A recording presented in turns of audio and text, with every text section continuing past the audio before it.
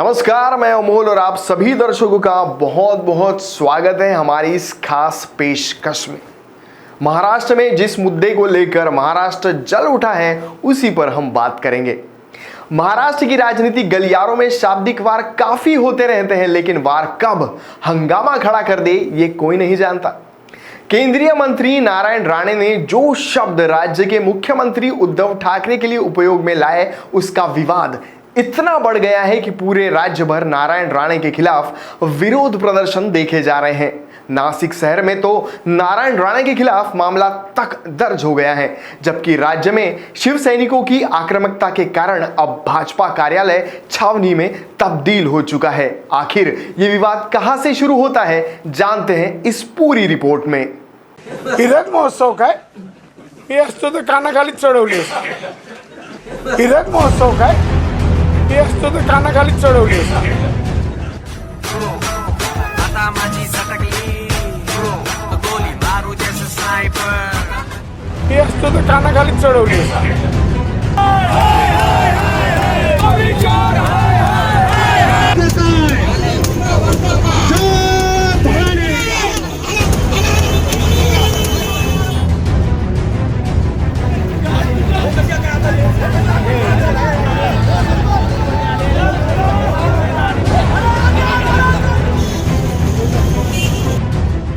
लाख 57,000 लोक गेली हो महाराष्ट्रात।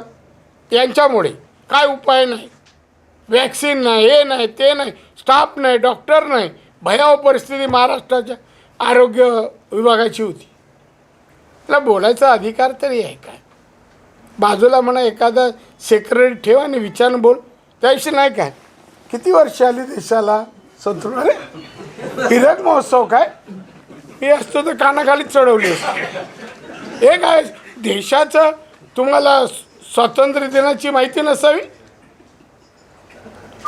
सांगा मला, किती चीड येणारी गोष्ट आहे। मग सरकार कोण चालवतंय सध्या? सरकार कोण चालवतंय सध्या? कोण चालवतंय ते कळत नाही, ड्रायव्हरच नाही आहे।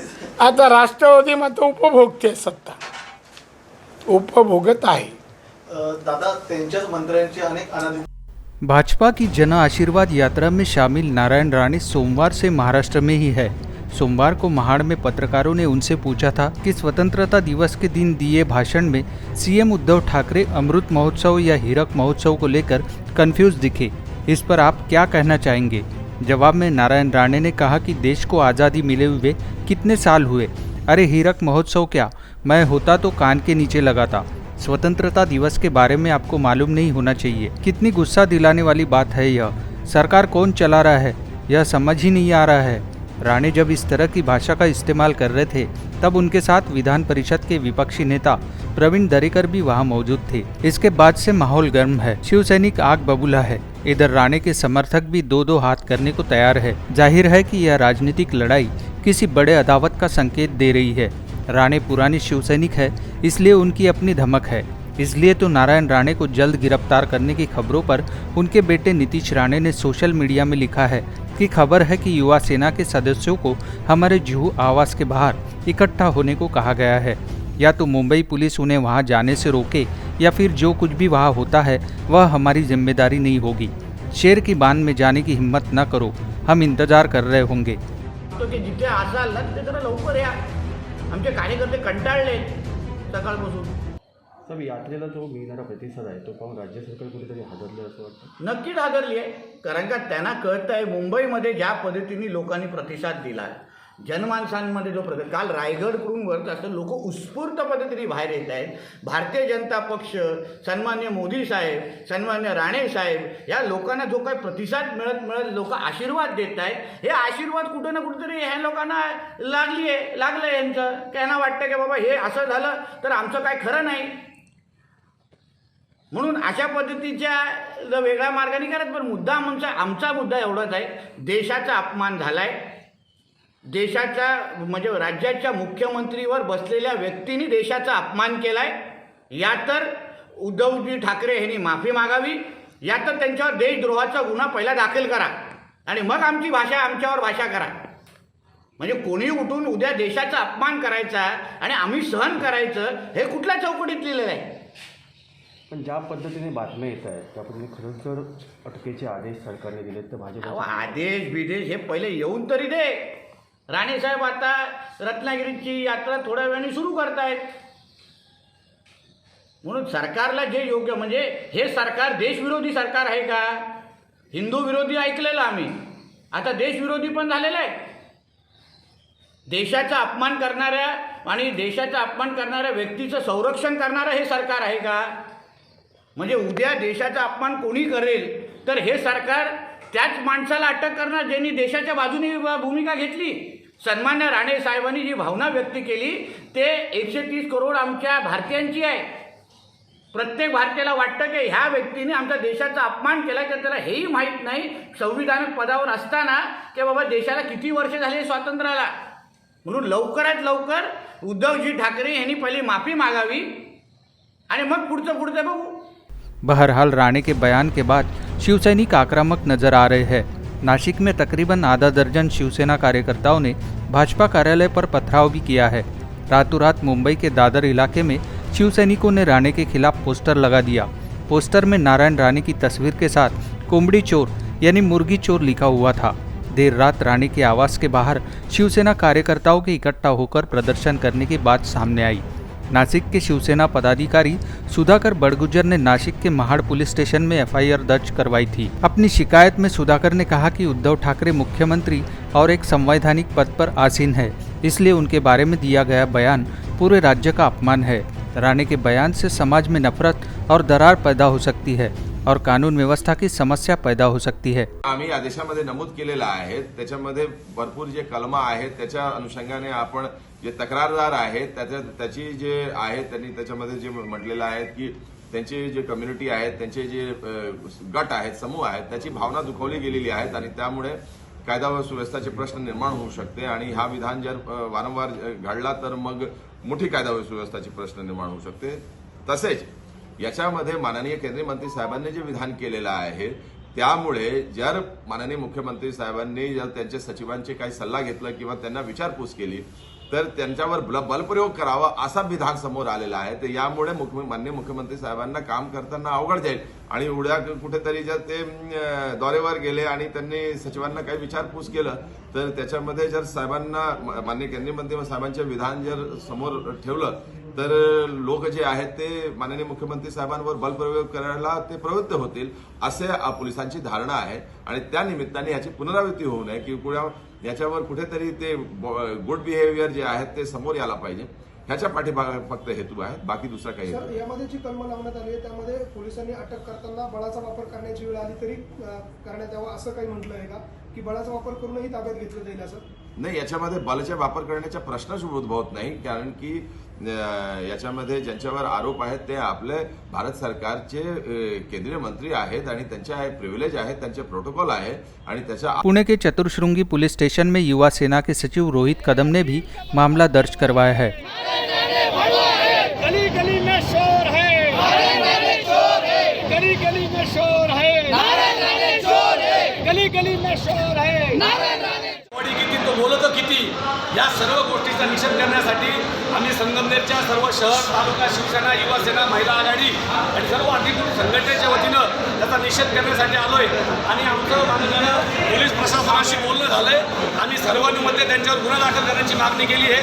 पोलीस प्रशासनानं देखील ती मागणी मान्य केली आहे। अगदी 2च मिनिटात या ठिकाणी माननीय PI साहेब येतील आणि ते निवेदन स्वीकारतील, गुन्हा दाखल करतील आणि त्याचप्रमाणे शिवसेनेबद्दल आणि मुख्यमंत्री उद्धव साहेबांना। इसी तरह का केस रायगढ़ में भी दर्ज हुआ है। दूसरी तरफ पुलिस द्वारा जारी वारंट पर नारायण राणे ने कहा कि मुझे कोई भी आधिकारिक जानकारी इस संबंध में नहीं है।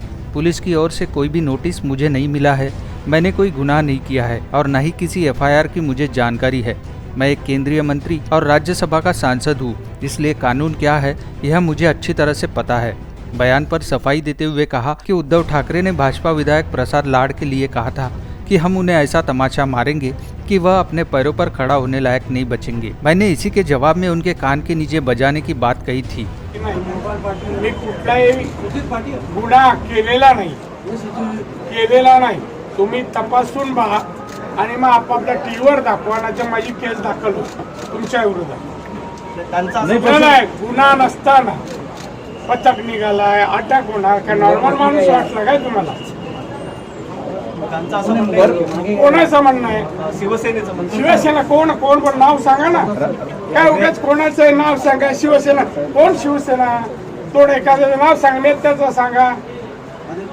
सुधाकर बडगुजर जे आहेत बडगुजर कोण दिलं? बडगुजर मी ओळखत आणि कोण ऐकून घ्या. थांबा, एकाने ते बोला एका वेळेस. तू असं कोणाच्या आणि माझी बदनामी करायला जर घेतली तर माझा गुन्हा त्याच्या अगोदर दाखल होईल तुमची. राणे साहब आपके कालपासून मी पाहतोय टीव्ही, एबीपी माझा आणि टीव्ही नाही सारखं तेच. हे निघालंय ते निघालंय. काय वाटलंय का तुम्हाला? राणे साहब आपके खिलाफ में जो एफआईआर दर्ज हुए हैं, अगर मेरे खिलाफ एफआईआर हुई है तो सीएम के खिलाफ केस क्यों नहीं किया गया? बता दें कि प्रसाद लाड ने कुछ दिन पहले शिवसेना भवन तोड़ने की बात कही थी। हालांकि बाद में उन्हें बयान को तोड़ मरोड़ कर पेश करने की बात कहते हुए अपना बयान वापस ले लिया था। राणे ने आरोप लगाया कि ईर्ष्या की वजह से मेरी जन आशीर्वाद यात्रा को रोकने का काम किया जा रहा है। ये लोग क्या बोलेंगे? इन्हें बोलने का अधिकार भी है क्या? इन्हें बगल में एक सेक्रेटरी रखना चाहिए और सलाह लेकर बोलना चाहिए। कोरोना का हवाला देते हुए कहा कि महाराष्ट्र में 1 लाख से ज़्यादा लोगों की मौत हो गई, उसके नियंत्रण के लिए कोई योजना नहीं, उपाय नहीं, वैक्सीन नहीं, डॉक्टर नहीं, चिकित्सा कर्मचारी नहीं। महाराष्ट्र के स्वास्थ्य विभाग की स्थिति भयावह है और अब यह लोग जन आशीर्वाद यात्रा को देख हैरान है, इसलिए भिड़ंत की बात कर रहे हैं। एक आम शिवसेना कार्यकर्ता के तौर पर अपने करियर की शुरुआत करने वाले नारायण राणे अपने करियर के शिखर पर उस वक्त पहुंचे जब फरवरी 1999 में तत्कालीन शिवसेना प्रमुख बाल ठाकरे ने उन्हें महाराष्ट्र का मुख्यमंत्री बनाया। राणे 258 दिनों तक मुख्यमंत्री रहे। इस बीच शिवसेना में उद्धव ठाकरे का वर्चस्व बढ़ने लगा। उन्हें इस बात की भी आशंका थी कि अगर शिवसेना फिर सत्ता में आती है तो उद्धव ठाकरे के चलते उन्हें फिर से मुख्यमंत्री बनने का मौका नहीं मिलेगा। इसलिए जुलाई 2005 में राणे ने शिवसेना छोड़ दी और कांग्रेस से जुड़ गए। समय के साथ राजनीतिक करवट लेते हुए फिलहाल वे भाजपा का अंग बन चुके हैं और केंद्र में मंत्री भी है। इसलिए गिरफ्तारी के दौरान पुलिस को प्रोटोकॉल का पालन करना होगा। गिरफ्तारी के बाद इसकी जानकारी राज्यसभा अध्यक्ष और उपराष्ट्रपति वेंकैया नायडू को दी जाएगी। पुलिस यह जानकारी उन्हें हिंदी या अंग्रेजी में देगी। हिरक महोत्सव काय हे असतो तर कानाखाली चढवली असती. हिरक महोत्सव काय हे असतो तर कानाखाली चढवली असती. आता माझी सटकली गोली मारू जैसे स्नाइपर. हे असतो तर कानाखाली चढवली असती.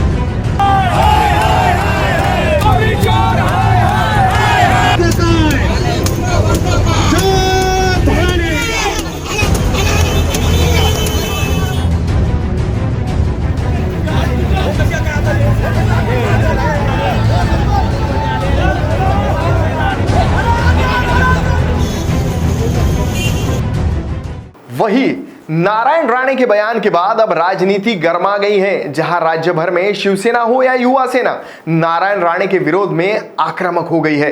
विदर्भ के अमरावती जिले में नारायण राणे के विरोध में युवा सेना कार्यकर्ताओं ने भाजपा कार्यालय फूंक देने की कोशिश की, जबकि राजनीतिक गलियारे से भी प्रतिक्रिया आनी शुरू हो गई है।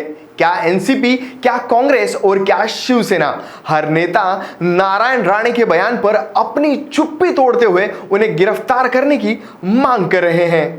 हिरक महोत्सव काय हे असतो तर कानाखाली चढवली असती. हिरक महोत्सव काय हे असतो तर कानाखाली चढवली असती. आता माझी सटकली गोली मारू जैसे स्नाइपर. हे असतो तर कानाखाली चढवली असती.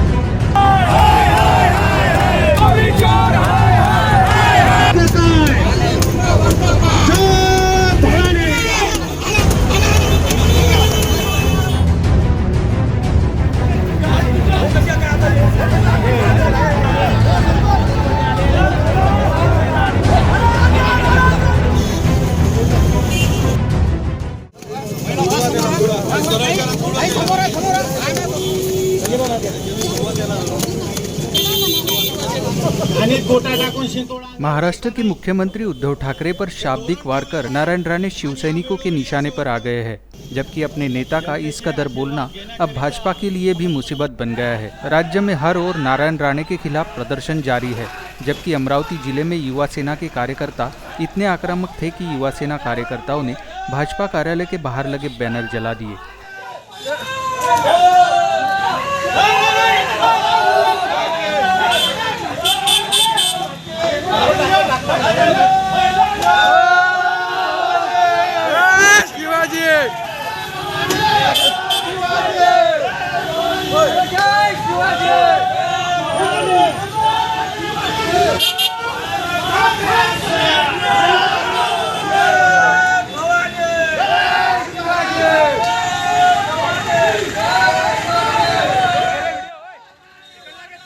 यही नहीं, राज्य में नासिक में सेना बीजेपी के कार्यकर्ताओं के बीच संघर्ष देखने को मिला, जब यहाँ तनाव की स्थिति निर्माण हो गई थी, जिसमें पुलिस प्रशासन के बीच बचाव से मामले को शांत कर दिया गया, जबकि शिवसेना के कार्यकर्ता नासिक में नारायण राणे को गिरफ्तार करने की मांग कर रहे थे।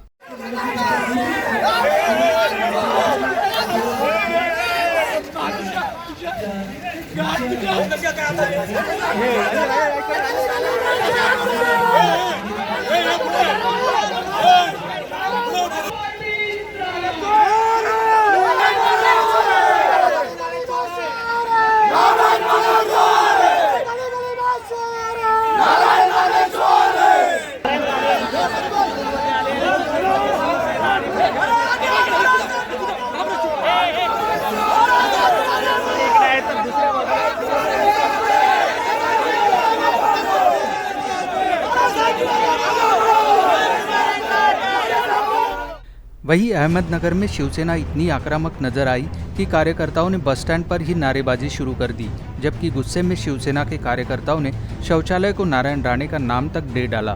सुलभ शौचालयाचा नामांतरांचा कार्यक्रम आहे, नामांतर झाल्यानंतर ठेवा, कारण की तो गरळ ओपणाऱ्याच्या तोंडात काहीतरी आपण घातलं पाहिजे, हा विषय आहे।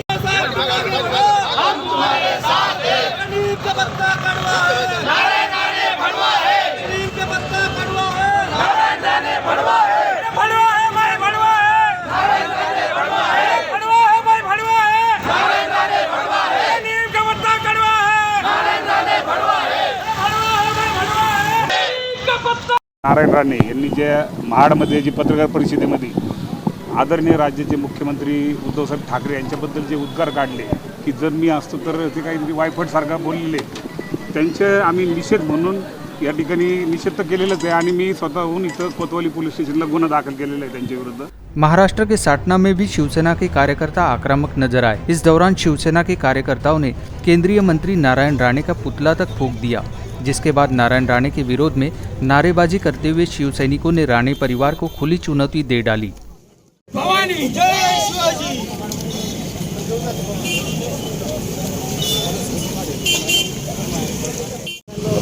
आणि कोटा टाकून शिंतोडा अंगावर घ्यायचा नाही, हे धोरण ठेवलेलं आहे।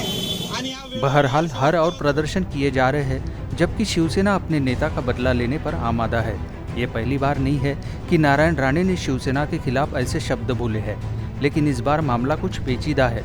राणे को मोदी कैबिनेट में शामिल किया गया है, जिसका गुस्सा शिवसैनिकों में था, और उद्धव ठाकरे के खिलाफ जैसे नारायण राणे की जुबान से जो सुर निकले, उसकी राह ही शिवसेना देख रही थी, जिसके परिणाम अब सभी के सामने है।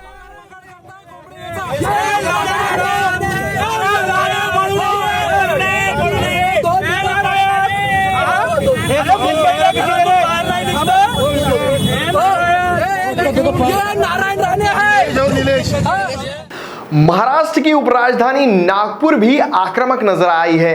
उपराजधानी नागपुर में शिवसेना समर्थकों ने महल के शिवाजी पुतले पर नारायण राणे की बयानबाजी के विरोध में अनोखा प्रदर्शन किया। यहां युवा सेना के कार्यकर्ता काफी आक्रामक दिखे, जबकि गणेशपेट स्थित पार्टी कार्यालय के बाहर भी पुलिस का तगड़ा बंदोबस्त देखने को मिला। हिरक महोत्सव काय हे असतो तर कानाखाली चढवली असते। हिरक महोत्सव काय हे असतो तर कानाखाली चढवली असते। आता माझी सटकली गोली मारू जैसे स्नाइपर, हे असतो तर कानाखाली चढवली असते।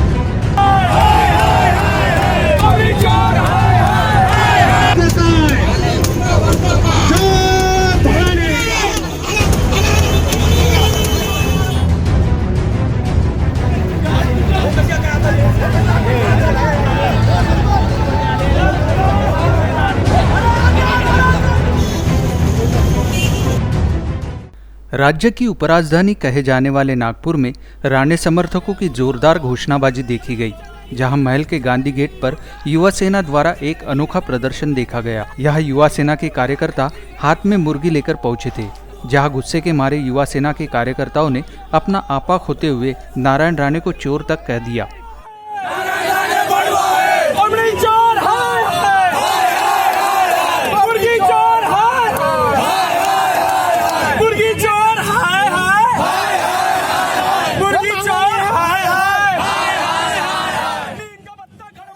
राज्य भर के साथ नागपुर में भी युवा सेना के कार्यकर्ता काफी आक्रामक दिखे, जबकि मुख्यमंत्री पर अपमानजनक टिप्पणी करने पर उन्हें तत्काल गिरफ्तार करे ऐसी मांग युवा सेना के कार्यकर्ताओं ने की है, जिसमें आक्रामकता साफ झलक रही थी।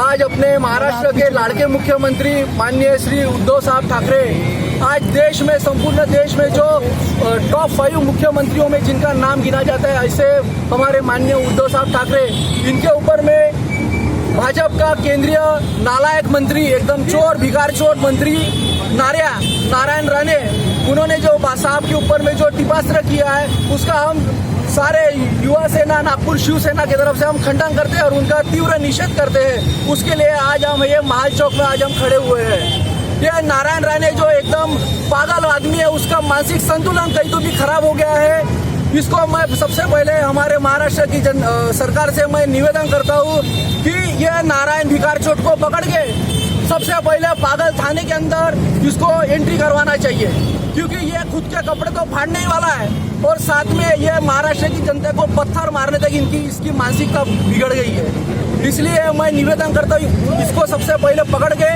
इसको पागल थाने में कीजिए। और मैं मेरे संपूर्ण युवा सेना टीम के तरफ से मैं विक्रम राठौड़, मैं ये नारायण राणे, तू यदि सुन रहा होगा तो ये मेरा चैलेंज पकड़ ले कि तू और तेरे जो बच्चे हैं वो नागपुर में आके एक बार दिखाइए, ये युवा सेना शिवसेना तेरी औकात दिखा के रहेंगे।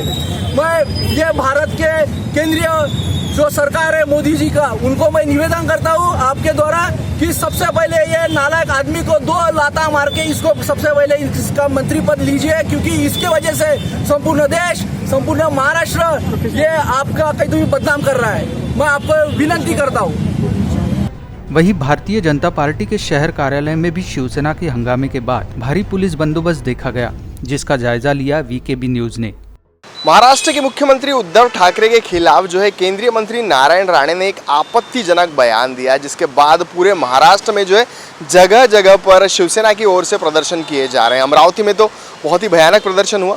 उसी बात को ध्यान में रखते हुए नागपुर में जो बीजेपी का कार्यालय है गणेश पेठ में, उसके सामने भी कोई आपत्तिजनक घटना ना हो, इसके लिए तगड़ा पुलिस बंदोबस्त जो है वो तैनात किया गया है और पुलिस की चाक चौबंद व्यवस्था जो है वो है।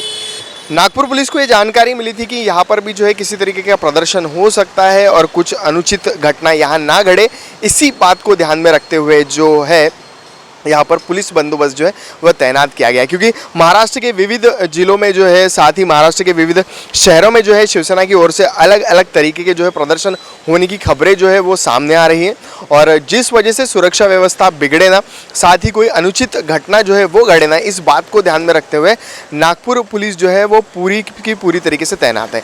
थोड़ी देर पहले ही यहाँ पर जो है नागपुर पुलिस की ओर से एक टुकड़ी बुलाई गई थी। फिलहाल आप देख सकते हैं नागपुर शहर पुलिस का जो एक वाहन है, वो वाहन जो है वो भी यहाँ पर खड़ा है, कुछ पुलिस जो है वो भी तैनात है यहाँ पर। और गणेश पेठ में जो कार्यालय है मंगलम कॉम्प्लेक्स करके है हमारे नागपुर के गणेश पेठ परिसर में, उसके 5वें माले पर जो है बीजेपी का कार्यालय है और इसी कार्यालय में जो है शिवसेना के पदाधिकारी कुछ अपना प्रदर्शन ना करे, कोई अनुचित घटना ना घटे, इसी बात को जो है ध्यान में रखते हुए चाक चौबंद व्यवस्था जो है वो दिखाई दे रही है। साथ ही कुछ आपको बीजेपी के कार्यकर्ता जो है वो भी यहाँ पर बाहर दिखाई देंगे, कुछ पुलिस विभाग के कर्मचारी जो है वो भी आपको यहाँ पर बैठे हुए नजर आएंगे।